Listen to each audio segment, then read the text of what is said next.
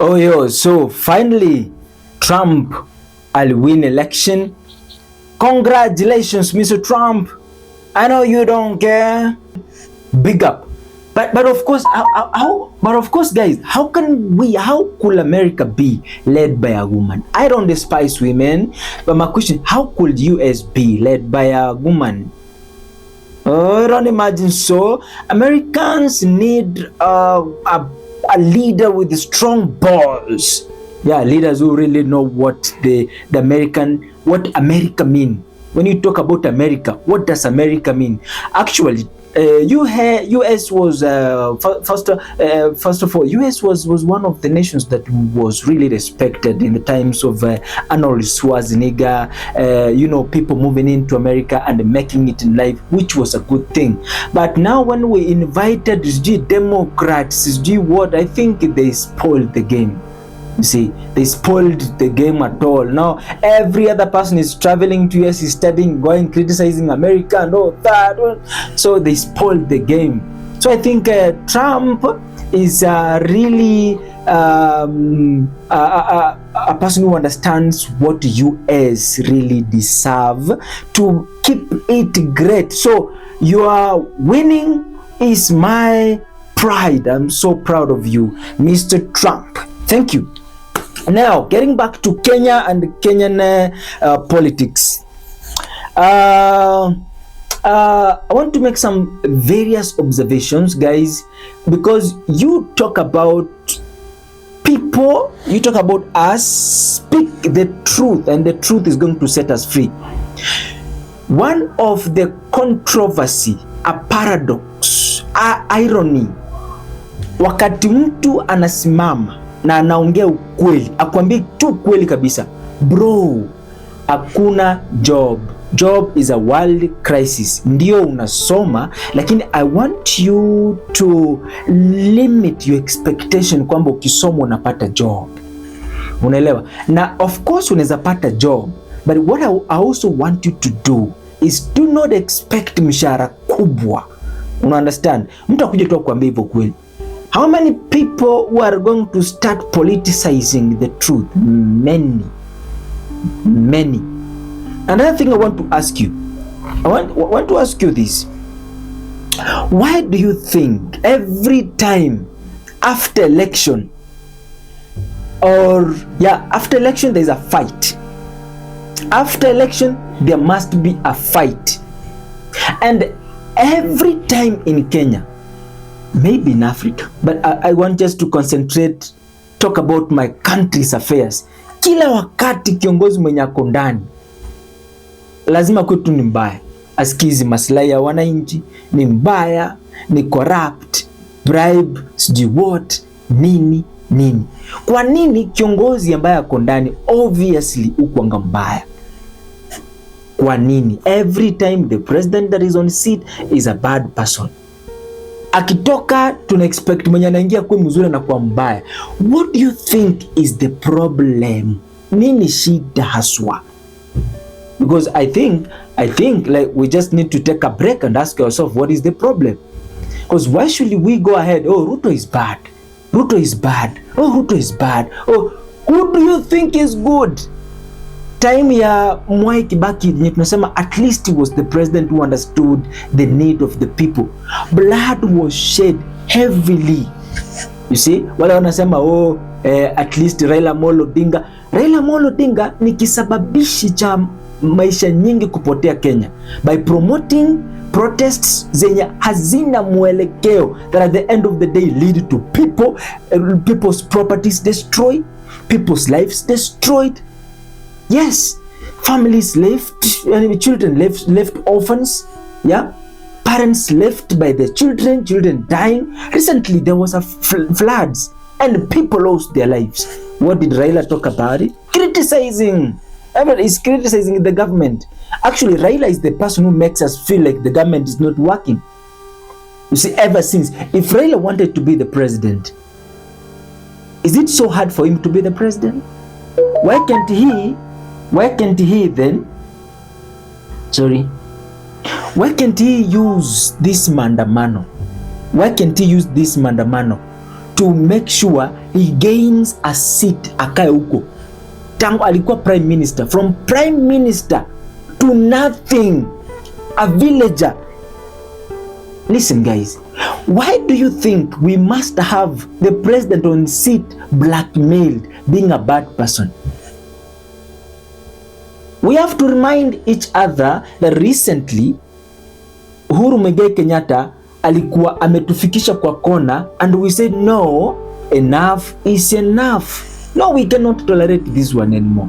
No, this, we don't need this. Oh, this guy, oh, did this. There was demolition. There was people vacated from their matrimonial lands. Properties zilikuwa zimenyakuliwa. What are you saying?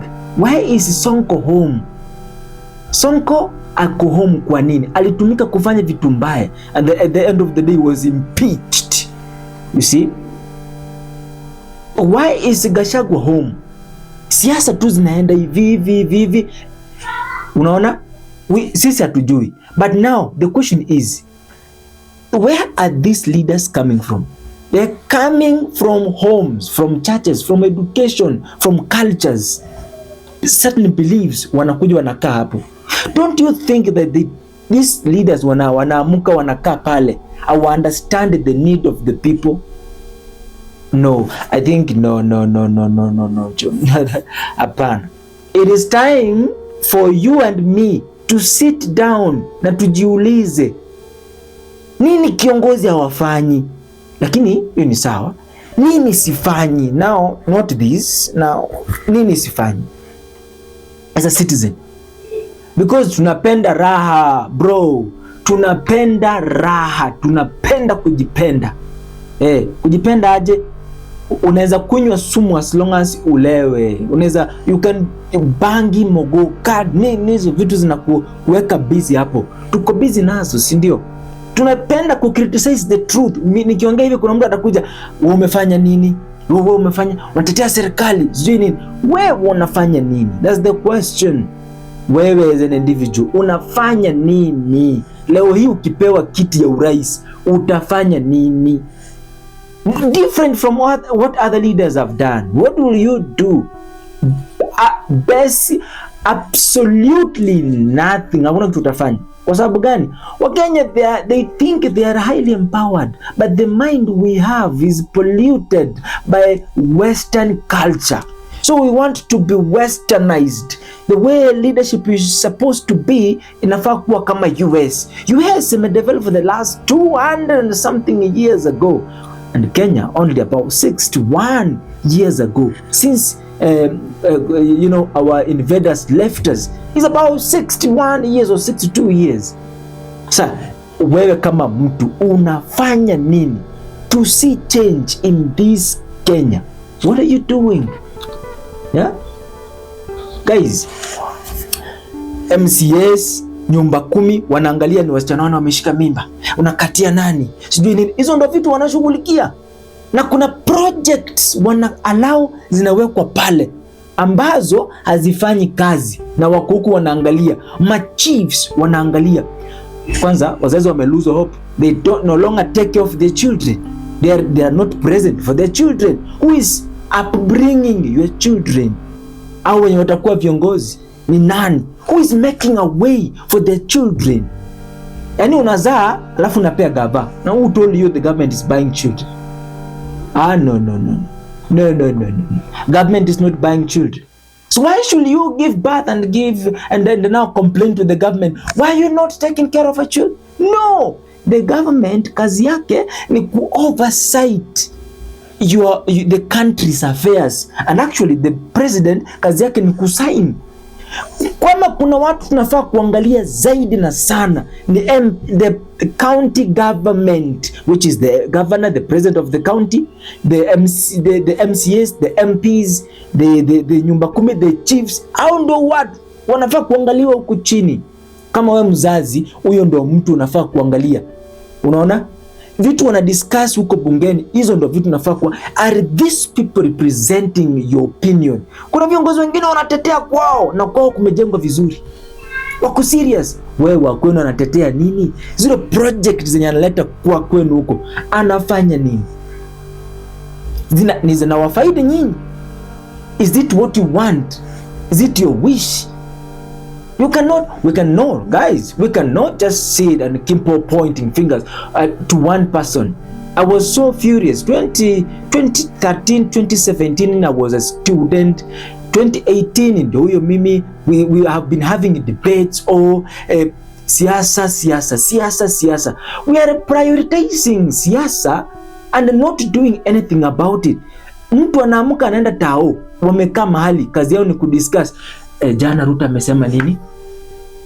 Jana Gachagua attacking Ruto. Ruto attacking Gachagua. Kindiki hizo ndo vitu wana discuss. Hii gava hapana. Nini? I will still give more updates on what the street is talking about.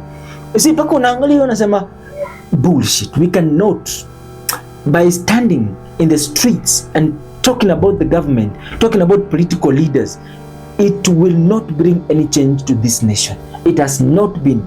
Unaona? Actually wanashinda hapo wakiongea, wanakaa ukienda jija Karanda sijui wapi wakiongea, wanaletea tu peanut endelea kuniongelelea ili niendelee kuwa famous. Na wewe unasikiza unataka kuwa nini? Guys, listen to me. You cannot give birth to your child na unipatie nikulelee na unipia condition vile unataka nikulelee mtoto wako. That's bullshit. And actually now it is time to empower ourselves on marriage now. How we're supposed to take care of our children, because now actually some parents are pushing their children to get married and have children. Have you made a way for that child you want to marry, you want him or her to get married? Have you made way for him? Himself hajatengeneza njia, si ndio? Yeye mwenyewe bado anang'ang'ana. Unamwambia aoe. Na saa hii maisha vile iko, vile misconnection, misinformation iko.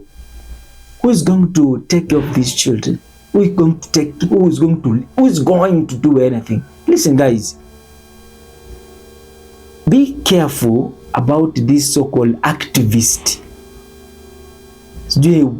People exposing what? Before we expose, let us expose ourselves.